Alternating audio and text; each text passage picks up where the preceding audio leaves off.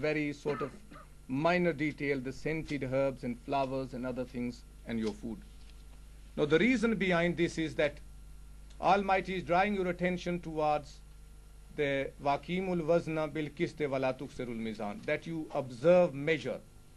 What it is that physically and spiritually, or politically and spiritually, we maintain a balance of life.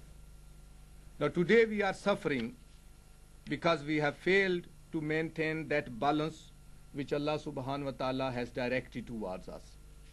And I am sure that this multi-faith is drawing closer. As we are the worldwide community, we are getting closer, our understanding will increase, and also our absorption and our obedience to the Creator will obviously enlighten within ourselves.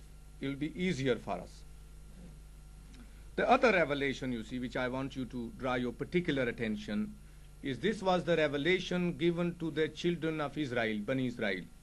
Now Allah subhanahu wa ta'ala revealed in this revelation, and remember when we made a covenant with the children of Israel saying, worship none save Allah, only be good to parents, and be good to parents and to kindred and to orphans and the needy, and speak kindly to mankind, and establish worship and pay the poor due. Now in this revelation, you see, this is also a remembrance of the God Almighty, that duty which we have in the light of the divine guidance towards other human beings. So in this category we have parents, we have people who are our relatives, we have kindreds and poor in the society, and also as a general public, Almighty is directing us to be kind to them, and that is also a part of the remembrance of our Creator. Now why we slip off is that when we go into the selfishness and disobedience, we turn away from our parents. And one of the very thing which is revealed in the Quran about the Jesus was that he said he is kind to his mother. Now this is what we have to understand, to be nice and kind to each other and see what the society needs. And I'm sure the Lord Mayor has very plainly put it to us, the effort which the council is making to materially make us well off. So we have to ourselves strive to be spiritually well off. Now if we fail to maintain that balance, then obviously we will suffer at one stage or another in life. We only be half the man. Now from the Prophet Adam alayhi salam, Prophet Ibrahim and Prophet Zakaria, but one of the story which appeals to me very much is the one from the Prophet Zakaria. Now the Quran gives the extracts from the story of the Zakaria in the following way. A mention of the mercy of thy Lord unto his servant Zakaria, saying, my Lord, lo, the bones of me wax feeble, and my head is shining with grey hair. Now I am onto the chart, if you want to look through. With grey hair, and I have never been unblessed in prayer to thee, my Lord. Lo, I fear my kinsfolk after me, since my wife is barren. O give me from thy presence a successor who shall inherit of me, and inherit all. Said unto him, O Zachariah, lo, we bring thee tidings of a son whose name is John. We have given the same name to none before him. He said, my Lord, how can I have reached infirmed old age? He said, so it will be. Thy Lord said, it is easy for me, even as I created thee before when thou was not. He said, my Lord, appoint for me some token. He said, the token is that thou with no bodily defect shall not speak unto mankind 3 nights. Then he came forth unto his people from the sanctuary, and signified to them, glorify your Lord at break of dawn and fall of night. Now this is a splendid sort of signal which he gave to me. So serve me and establish worship for my remembrance.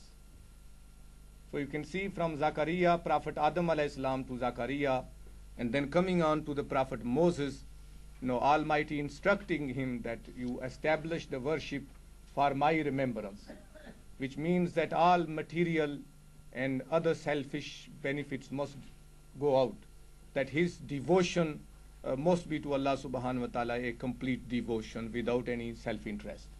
only to achieve the pleasure and the blessing of Almighty.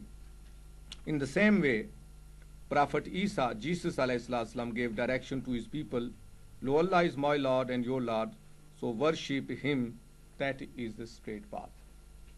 Now in that remembrance, as far as the Jews, Christians or Muslims are concerned, there is obviously no difference in us. We all make effort, a united effort to please God Almighty and to remember and be with him. And I can say from my personal experience that I have gained a great deal of understanding of God Almighty through looking at the Christian side of it as well.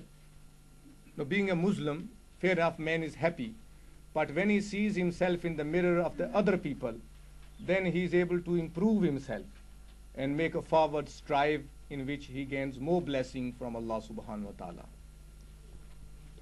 Now the Prophet Muhammad sallallahu alaihi wasallam, the last of the messengers, he was given the command, and thou, Muhammad, remember thy Lord within thyself humbly and with awe, below thy breath at morning and evening, and be thou not of neglectful. Lo, those who are with thy Lord are not too proud to do him a service, but they praise him and adore him. So you can see the language which is used by Almighty, that they praise, at the same time they have a love and the affection and the adoration for Allah subhanahu wa ta'ala, for their creator. The benefits of the remembrance of God are numerous. From my study of the Christian side, the Jewish and the Muslim side, and the thorough study of the Quran reveals to me that there are countless benefits. For instance, for a start, we have to resort to artificial means to achieve peace within ourselves, whereas it is given freely to us. And Almighty speak, verily, the remembrance of Allah in the remembrance of Allah do hearts find rest. So there is a rest for us for a start, that we are contented, we are happy, we are joyful when we are with our Lord. Also, the protection which is offered, and he whose sight is dim to the remembrance of the Beneficent, we assign unto him a devil who becomes his comrade.